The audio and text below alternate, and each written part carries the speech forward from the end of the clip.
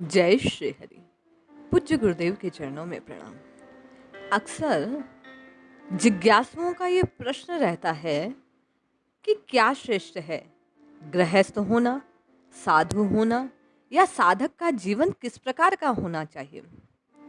जब भी इस प्रश्न के विषय में विचार किया जाता है, संत कबीर का एक कथानक, संत कबीर का एक प्रसंग, एक कथा याद आती है। एक बार एक व्यक्ति कबीर जी के पास आया और बोला, मेरी शिक्षा तो समाप्त हो गई। अब मेरे मन में दो बातें हैं। एक तो ये कि विवाह करके गृहस्थ जीवन यापन करूं या सन्यास ध्यान करूं। इन दोनों में से मेरे लिए क्या अच्छा रहेगा। कबीर साहिब बोले, दोनों ही बातें अच्छी हैं। जो भी करो सोच समझकर और उच्च कोटि का करो। व्यक्ति बोला कि उच्च कोटि का क्या अभिप्राय है, मैं जान नहीं पाया। कृपया कर इसे प्रकट करने का प्रयास करें। अपने प्रश्न, अपनी जिज्ञासा की पूर्ति के हेतु वह रोज कबीर साहब के पास आता। एक दिन कबीर जी दिन के 12 बजे सूत बुन रहे थे। खुली जगह, पर्याप्त प्रकाश था। तभी कबीर साहब ने अपनी धर्म पत्नी को दीपक लाने का आदेश दिया। वह तुरंत बिना किसी सवाल जवाब की दीपक जलाकर लाई और कबीर साहब के समीप रखकर भीतर चली गई। वे सूत बुनते रहे। वह व्यक्ति यह बात देख रहा था। सायंकाल को वे उस व्यक्ति को लेकर एक पहाड़ी पर गए, जहां काफी ऊंचाई पर एक वृद्ध साधु कुटी बनाकर रहा करते थे। कबीर जी ने साधु को नीचे से आवाज दी, महाराज, आपसे कुछ जरूरी काम है, कृपया नीचे आइए। नीचे बूढ़े महात्मा बड़ी कठिनता से चलकर नीचे पहुंचे। कबीर जी ने पूछा, आपकी आयु कितनी है?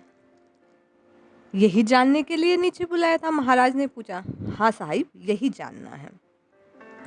साधु ने बड़ी विनम्रता के साथ कहा, 80 बरस का हो गया हूँ। यह कहकर वह साधु अपनी कुटिया में चले गए। कबीर जी जब वे ऊपर पहुंच गए अपनी कुटिया में, तो फिर नीचे से आवाज लगाते हैं। साधु फिर आया। कबीर साहब ने पूछा, आप यहाँ कितने दिन से निवास कर रहे हैं? उस महात्मा ने बड़ी विनम्रता से कहा, 40 वर्षों से यहाँ रहता आया हूँ, यहीं निवास कर रहा हूँ। बड़ी कठिनाई से पुनः चलकर वह साधु अपनी कुटिया तक पहुंचा ही था कि कबीर साहब ने पुनः महात्मा को तीसरी बार बुलाया। वे पुनः नीचे आए। इस बार नीचे पहुंचते पहुंचते उनकी सांसें कुछ तेज हो गई थी, सांस हांफने लगा था। कबीर साहब ने पूछा, आपके सब दांत उखड़ गए या नहीं? वे महात्मा बड़े प्रेम पूर्ण स्वर से बोले, भाई, आधे उखड़ गए हैं और आधे अभी हैं। ऐसा उत्तर देकर वह सांस फूली के साथ ही साधु ऊपर चलने लगे। पांव कांप रहे थे, सांस फूल रही थी, लेकिन मुख पर प्रसन्नता थी, विनम्रता थी।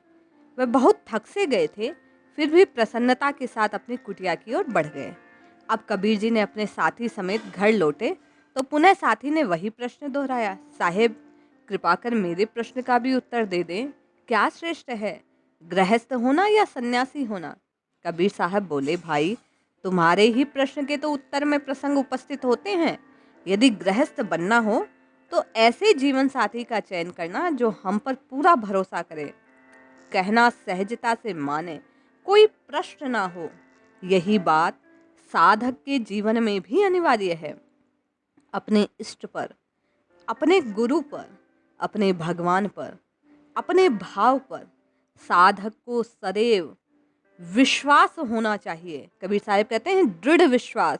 वहां कोई प्रश्न उपस्थित ना हो, चाहे जीवन में कैसी भी विकट से विकट परिस्थिति आ जाए, लेकिन साधक के हृदय में सतगुरु और इष्ट के लिए सदैव भाव, प्रसन्नता, विश्वास ही हृदय में धारण करना चाहिए।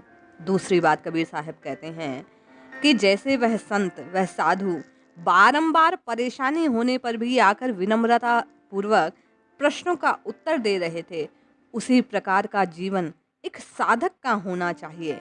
क्रोध और शौक के लिए वहां लेश मात्र भी स्थान नहीं रहना चाहिए। कबीर साहब कहते हैं, ये दो बातें, विश्वास और श्रद्धा और अक्रोध, ये साधक के जीवन का मूल मंत्र होना चाहिए। साधक को इन्हें सिरोधार्य करना चाहिए, तभी उसकी साधना परवान चढ़ती है। उसे परमात्मा मिलते हैं, उसे सफलता प्राप्त होती है।